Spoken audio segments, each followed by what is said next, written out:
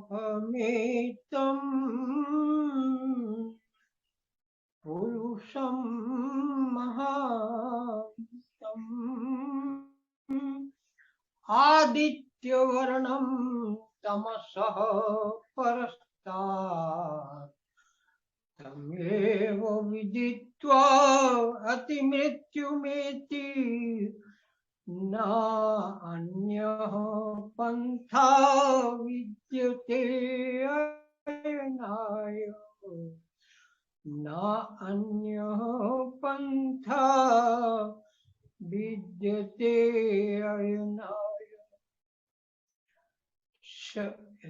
हे ईश सब सुखी हो कोई न हो दुखारी, सब हो निरोग भगवन धन धान्य के भंडारी।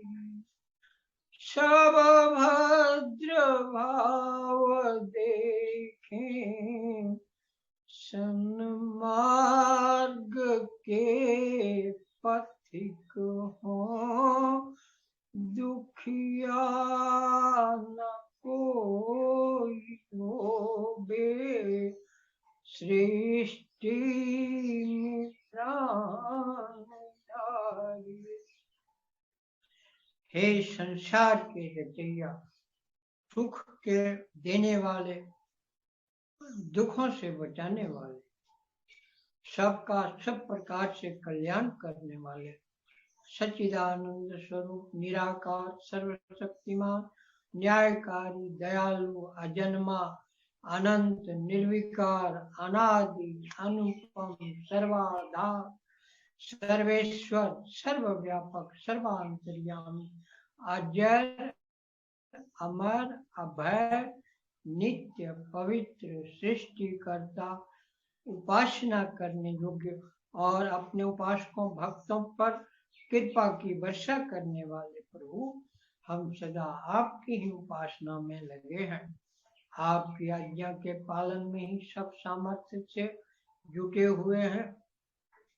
आप हम पर कृपा करें, हमारी रक्षा करें, ताकि हम इहलोक परलोक के सारे सुखों को शीघ्र प्राप्त हो। धर्म अर्थ काम मोक्ष अनंत अनंत अनंत काल तक के लिए प्राप्त करते रहें। मोक्ष के बाद भी आप हमें सृष्टि के आदि में पुरुष शरीर में युवा अवस्था में ही संयुक्त करके पवित्र वेद ज्ञान दे के हमें जीवन मुक्त अनंत अनंत अनंत काल तक करते रहें और धर्म अर्थ काम मोक्ष ज्ञान प्रकाश आनंद की वर्षा भी करते और करवाते रहें। हे प्रभु, आपकी ही आज्ञा को शिरोधार्य करते हुए आपकी दिव्य पवित्र सत्य सनातन वैदिक बातों को बता के संसार को गलत रास्ते से सही रास्ते पर, दुख से हटा के सुख पर और अकल्याण से हटा के कल्याण पर लाने के लिए प्रयत्नशील हैं। आप हमें पूरी सहायता दें। आपको ही पता कि हमारा ये महान कार्य किस विधि सफल हो सकता है। आप वही करें जिससे आपका यह महान कार्य शीघ्र पूरा हो। हमें 150-200 साल जितना आप उचित समझें आयु प्रदान करें, ताकि हम सारे संसार को सत्य सनातन वैदिक धर्म के द्वारा एक मत में लाएं और सबको दुखों से हटाकर सुख प्राप्त कराएं। यह काम आपका है, आप ही पूरा करें। हमारा तो कुछ सामर्थ्य नहीं, आपका तो स्वभाव है शरणागत का कभी त्याग नहीं कर। यही स्वभाव हमारा संबल है। हे प्रभु,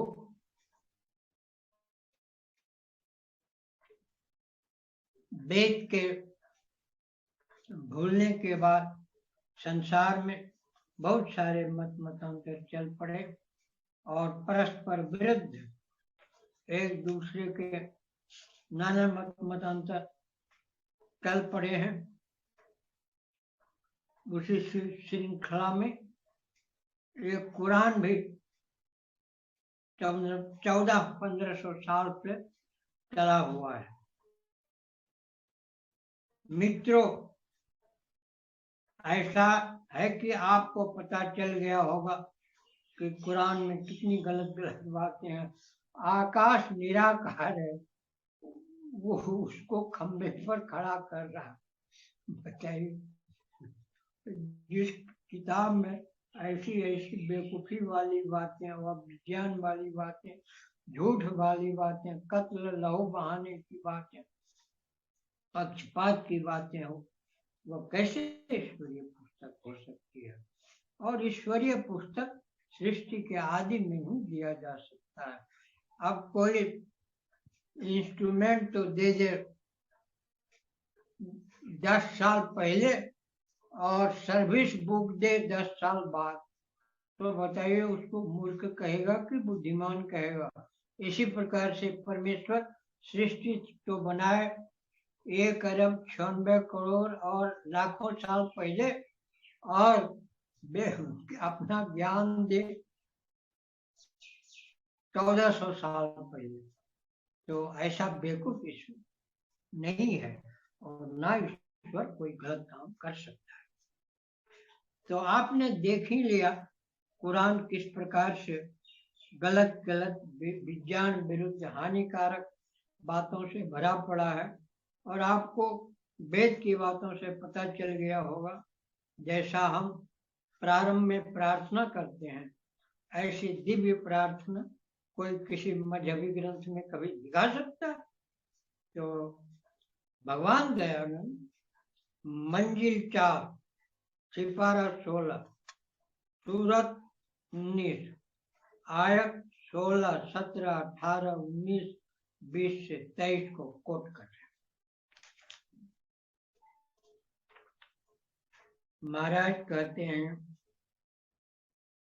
और याद करो बीच किताब के मरियम, जब जा पड़ी लोगों अपने में मकान पूर्वी में, बस पड़ा उनसे इधर पर्दा, बस भेजा हमने रूह अपनी को, अर्थात फरिश्ता, बस सूरत पकड़ी वास्ते उसके आदमी पुष्ट की।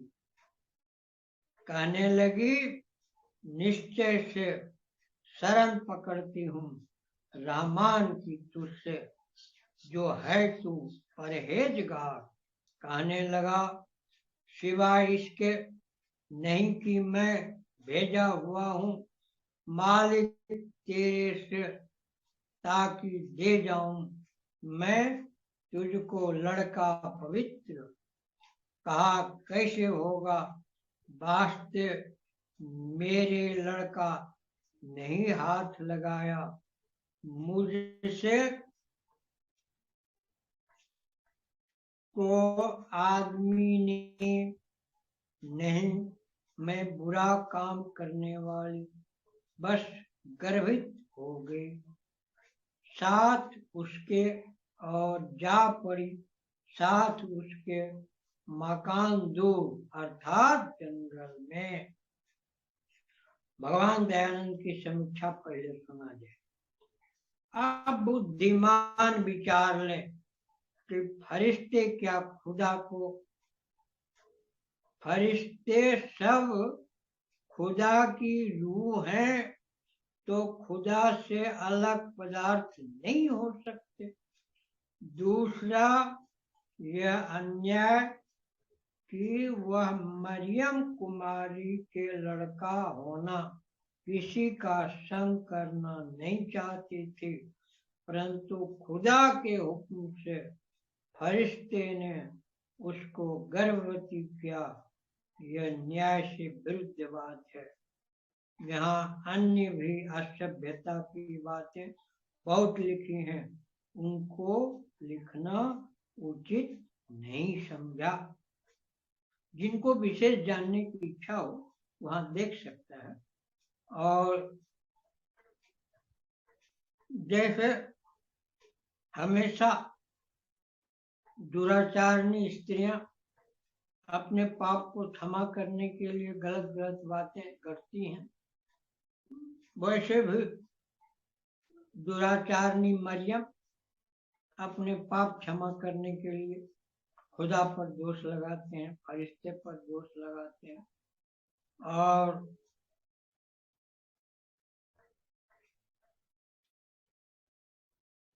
गलत काम को प्राय हर एक स्त्री को छिपाना चाहता है। कुंती जैसी कोई बहादुर होती है जो अपनी गलती को स्वीकार कर लेती है। सत्यवती जैसी कोई वीर होती है जो अपनी गलती को कबूल करती है। और ये सब बातें वैदिक जमाने में है। वैदिक धर्म के पतन काल में 1000 साल बाद तक ऐसी अच्छी बातें होती रही। लोग कभी झूठ नहीं बोलते, हमेशा सच बोलते हैं। यहाँ तो ये जो है कार्य बद खुद करे लानत इस्लाम पर, शैतान पर। तो यहाँ तो पता नहीं किससे गर्भ धारण करा लिया मरियम ने, और खुदा के फरिश्ते पर मर दिया। ये सब एक ही सच्चे बच्चे के हैं। जैसा इनका खुदा वैसे ही फरिश्ता, सबके सब दुराचारी, लड़ाकू और लड़कियों को मांगने वाले। बताइए लड़कियों से क्या करेंगे? तो इस तरह से बेकार की गलत बातों से कुरान भरा पड़ा है। इसलिए मैंने तो पढ़ा ही नहीं, लेकिन अब जब सारे चैनल वाले कुरान की प्रशंसा कर रहे हैं, सारे मुसलमानों को बैठा के कुरान का गुणगान गवा रहे हैं, इस सब को पैसे दिए जाते हैं और अपने पढ़ते नहीं। और जो सच्चे वैदिक धर्मानुयायी हैं, जैसे पंडित महेंद्र पाल आर्य अभी वर्तमान में सत्य सनातन सत्य चैनल वाले हैं, ये सब अंकुर आर्य, ये सबको बुलाते ही एक्स मुस्लिम है, वो सबको बुलाते भी है तो बोलने नहीं देते, चुप करा देते। और ये मुल्ला सब दंगे फसाद झगड़े करवाने लगते हैं ताकि लोगों को सच पता ही न चले। अब आप देख रहे हैं कुरान बाइबिल सब में कितनी गंदी गंदी बातें भरी पड़ी हैं। ऐसी किताब को मानने चाहिए, ये तो जला देना चाहिए, इस पर बैन लगनी चाहिए। और अब आप देख रहे ये जो है कुरान के चलते क्या परिणाम इस आर्यवर्त देश में भयंकर दुष्परिणाम हो रहे हैं।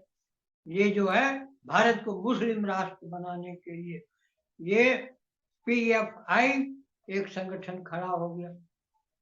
एक संगठन बैन होता है, वही आदमी सब उसी नाम वाले आदमी दूसरे नाम से संगठन खड़ा कर लेते हैं और देश विरोधी तत्व और विदेशी जो कि भारत के दुश्मन है वह सब उसको फंडिंग करते हैं। ये सब पकड़ाया गया सब, लेकिन भारत सरकार इस पर बैन क्यों नहीं लगाती? उस आदमी पर बैन लगना चाहिए जो संस्था में है, सिर्फ संस्था पर ही नहीं तो अभी ओवैसी कह रहा था कि जो है ये कांवड़ियों पर फूल बरसाए जा रहे हैं और मुसलमानों के घर तोड़े जा रहे हैं। बताओ बेओवैसी का, झूठी बात। घर मुसलमान होने के चलते नहीं तोड़ा जा रहा है, घर अपराध करने पर तोड़ा जा रहा है। उसका सारा प्रमाण है, अपराध करे मुसलमान और ओवैसी के अनुसार घर तोड़ा जाए हिंदू का, बारे बाह। जैसे कुरान में अंधेर नगरी चौपट राजा भरा पड़ा है, वैसा ओवैसी भारत में चाहता है कि हत्या, लूट, आगजनी, पत्थरबाजी तो मुसलमान करे और सजा हिंदुओं को दिया जाए।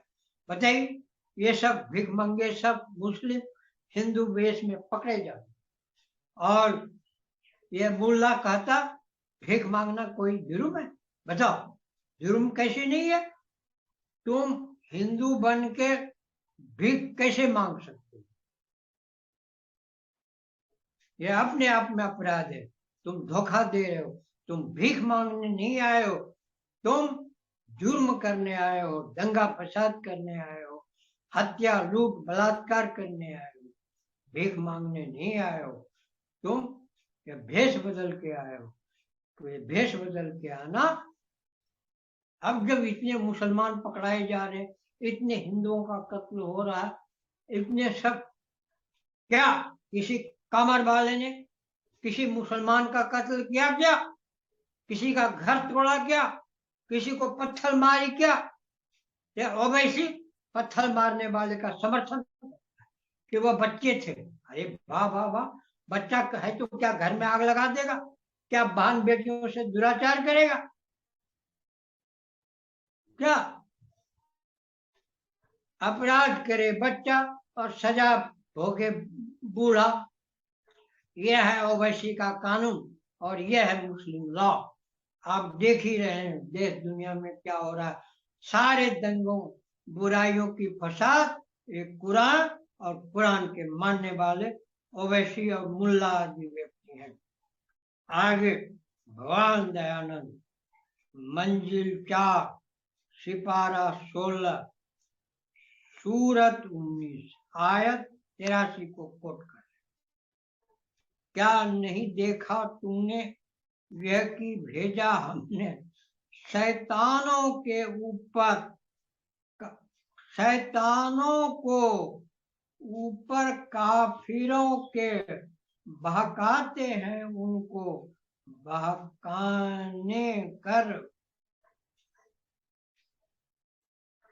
भगवान दयानंद, जब खुदा ही शैतानों को बहकाने के लिए भेजता है तो बहकने वालों का कुछ दोष नहीं हो सकता और ना उनको दंड हो सकता है और ना शैतानों को, क्योंकि यह खुदा के हुक्म से सब होता है। इसका फल खुदा को होना चाहिए। जो सच्चा न्यायकारी है तो उसका फल दोजख आप ही भोगे, और जो न्याय को छोड़ के अन्याय को करे तो अन्यायकारी हुआ। अन्यायकारी ही पापी कहता है। हर जगह महाराज दयानंद कमाल करते जा रहे। इतनी अच्छी समीक्षा कि आदमी दांतों तले उंगली दबाए। आप ही बताइए, तलवार से कोई किसी को मार दे तो सजा तलवार को मिलेगी कि मारने वाले को? यहाँ तो कुरान कह रहा है नहीं, सजा तो तलवार को दो और मारने वाले को पूजो, उसको उसकी आरती उतारो, जो कोई उसके विरुद्ध बोले उसका कत्ल करो। ये है कुरान की गड़बड़ झाला जो आप देख ही रहे हैं कि कैसा अंधेर कुरान ने खुद मचा दिया। जिसकी पुस्तकों में ऐसे ऐसे अंधेर हो, उसके मानने वाले कितने खराब होंगे। जब शिवाजी ने एक मुस्लिम महिला को माता कह के बाइज्जत वापिस किया तो मुसलमान लोग कहने लगे जिस देश के लुटेरे ऐसे हैं उस देश के महात्मा कैसे। अब आप देख लीजिए, जिस कुरान के खुदा, पैगंबर, फरिश्ते ऐसे ऐसे दुराचारी भ्रष्ट भरे पड़े हैं, उस कुरान को मानने वाले कैसे भ्रष्ट नीच दुष्ट पापी होंगे। और सारी दुनिया देख रहा है इनकी कार्यकर्ता।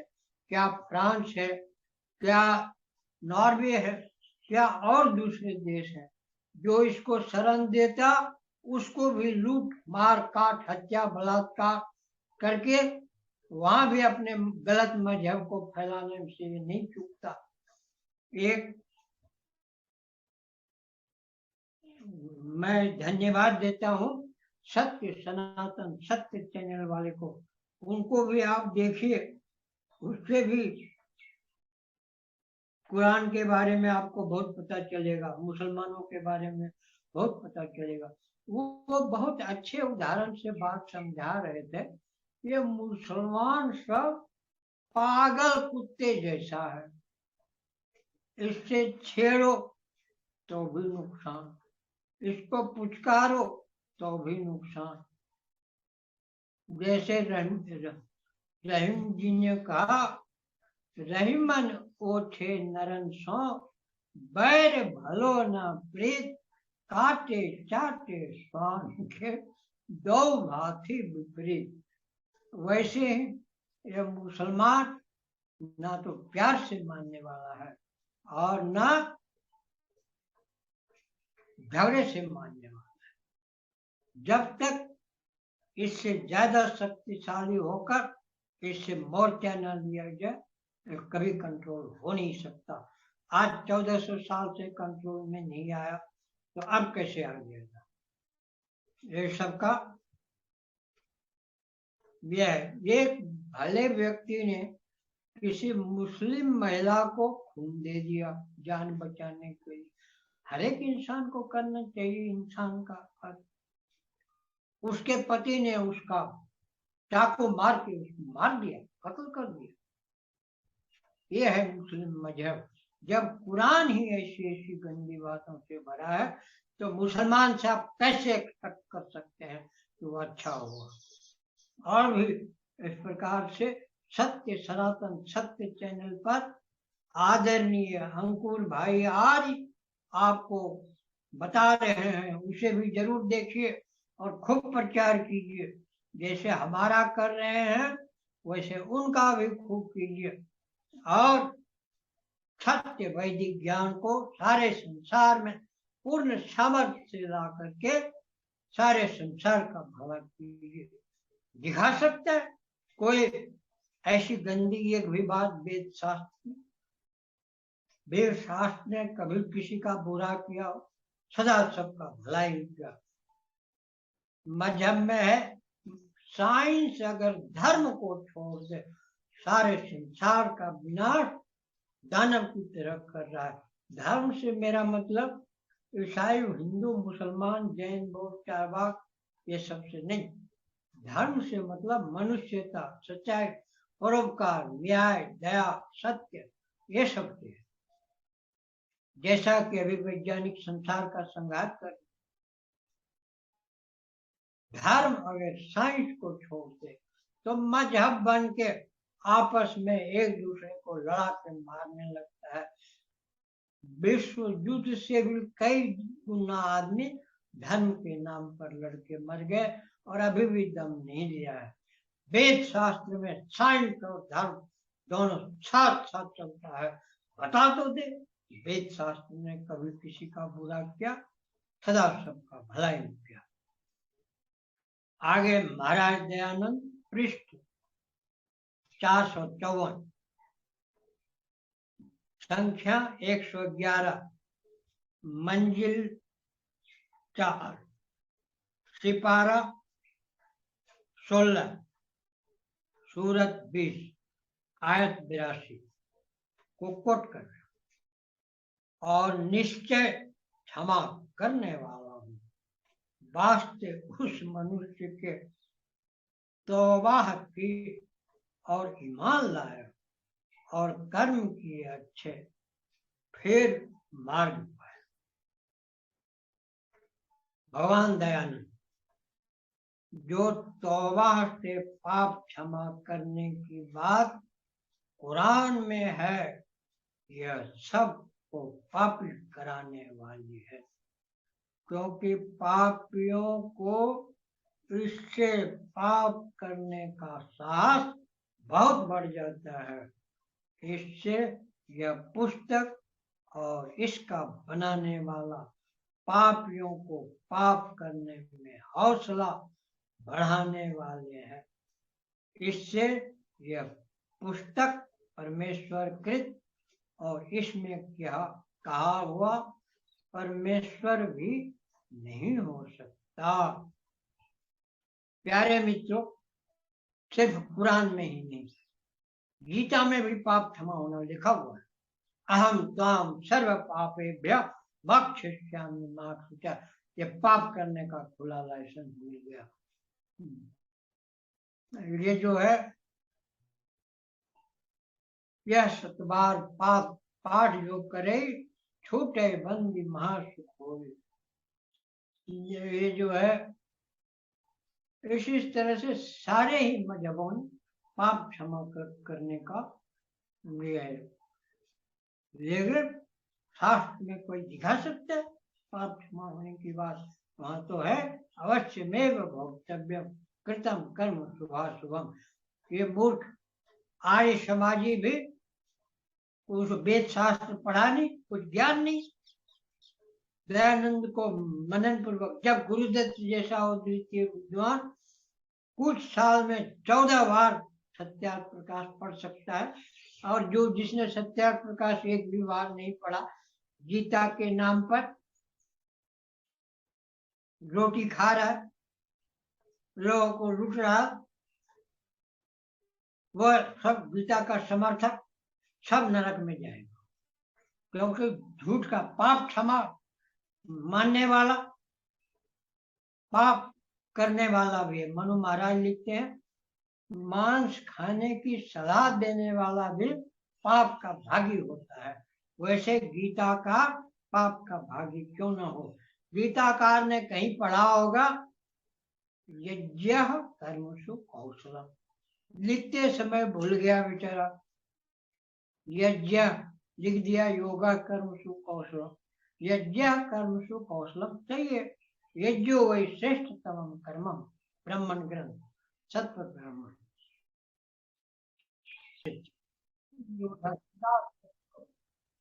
कर्म कैसे कर्म करेगा, चित्त वृत्ति निरोध कैसे करेगा? आंतरिक वृत्ति होगी तो कर्म नहीं हो सकता, और कर्म होगा तो आंतरिक वृत्ति नहीं हो सकती। ये सीधी सी इतनी सी बात गीताकार को पता नहीं। सारे वेद शास्त्रों में भगवान में मन लगाने का उद्देश्य है। पदे पदे हजारों मंत्र इस पर हैं, सब शास्त्र इसको बता रहा है, उपनिषद बता रहा है, मनुस्मृति बता रही है, और ये गीता का कर्म करना योग बता रहे। बताइए, कोई खेती में कुशल है, कोई दुकानदारी में कुशल है, तो वह बड़ा भारी योगी हो गया? ये सब गलत बात है। इसलिए गीता को भी छोड़ना चाहिए। आगे भगवान दयानंद मंजिल 4 सिपारा 17 सूरत 21 आयत 30 को कोट 112 नंबर। और किए हमने बीच पृथ्वी के पहाड़, ऐसा ना हो कि हिल जावे। आप देख रहे कुरानकार को और उसके अल्लाह को विज्ञान का ABCD पता है। क्या लिखता? सूरज झील में डूब गया। पृथ्वी से 13 लाख गुना बड़ा सूरज और करोड़ों कोस दूर, कहां से झील में डूबने के लिए आएगा? और उसकी गर्मी से झील रह सकता है? ये सब बेवकूफी की बातों से कुरान भरा पड़ा है। तो महाराज दयानंद, यदि कुरान का बनाने वाला पृथ्वी का घूमना आदि जानता, देख लीजिए दयानंद की बातें, फिर क्या लिख रहे हैं, पृथ्वी का घूमना आदि जानता तो यह बात कभी नहीं कहता कि पहाड़ों के धरने से पृथ्वी नहीं हिलती। अब मूर्ख है तो मूर्खता की बात करेगा, बेवकूफ है तो बेवकूफी की बात करेगा। आप एक मूर्ख से ज्ञान विज्ञान की बात की आशा कैसे कर सकते हैं?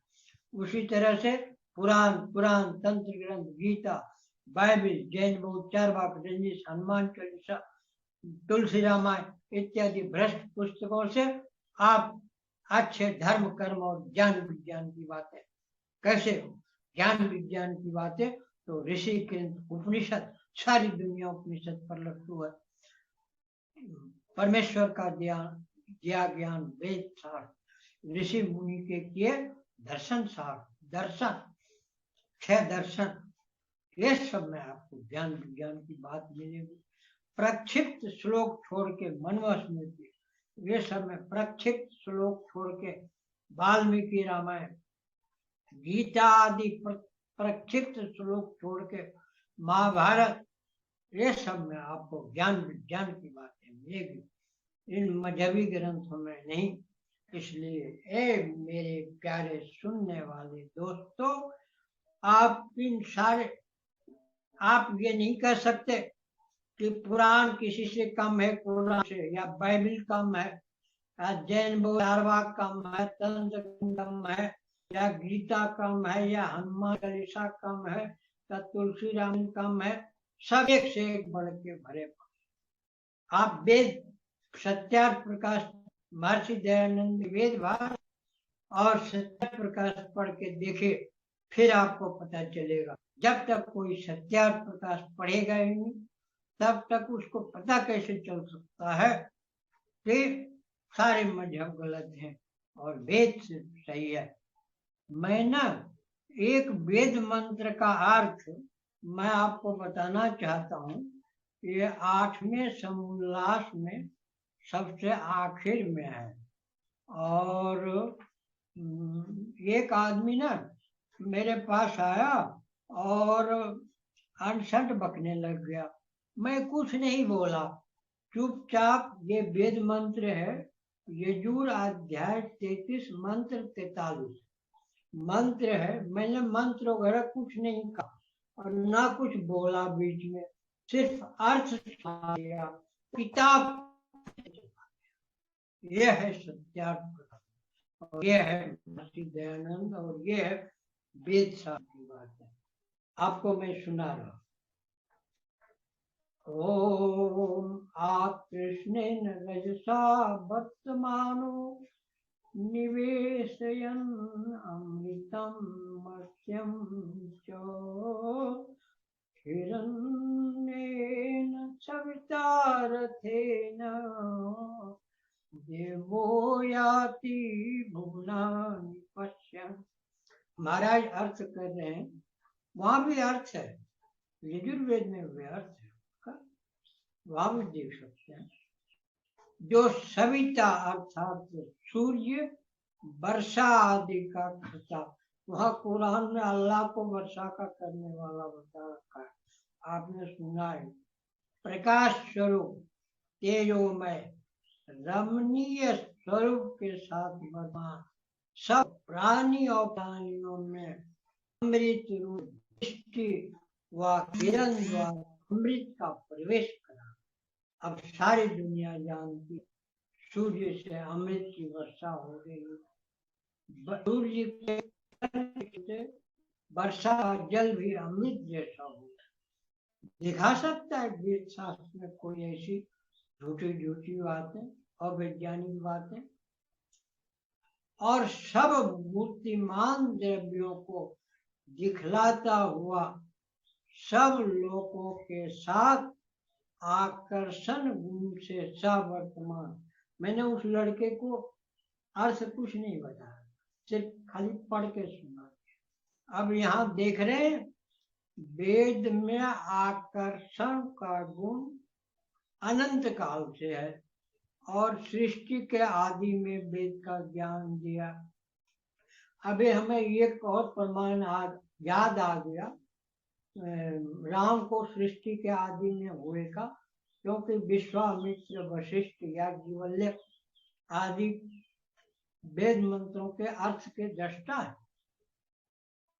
उपनिषद और ब्राह्मण ग्रंथ मनुस्मृति के बाद सृष्टि के आदि में दिए गए, लिखे गए। तो इससे भी प्रमाणित हो गया कि विश्वामित्र वशिष्ठ याज्ञवल्क्य आदि ऋषि महर्षि लोग और भी बहुत सारे हैं, रामायण कालीन है। इसका मतलब वो लोग वेदों के उस जमाने तक वेदों के मंत्रों के अर्थ देखने का कार्यक्रम चालू था। इसलिए भगवान बहुत सारे वेद मंत्र उपयोगी सब बार बार एक ही कवि मंत्रों में दे देते हैं। उनको सब पता है ना, उनको त्रिकालदर्शी सब मालूम है कैसे क्या होगा। और ये भी कि कोई एक भी वेद पढ़ ले तो उसका कल्याण हो जाएगा। तो हमने देखा दयानंद के 2 वेद के भाष्य मौजूद है, उसको पहले पढ़े तो आदमी फिर पता चलेगा कि क्या कैसा है। हाँ, आकर्षण गुण से सवर्तमान। अब लोग कह रहे हैं न्यूटन ने आकर्षण खोजा। भास्कराचार्य ने वेद को पढ़ करके आकर्षण खोजा ही नहीं, सूरज और पृथ्वी की दूरी को एकदम सही सही नाप के दिखा दिया। ये है वेद का कमाल। बताइए वो कहाँ कुरान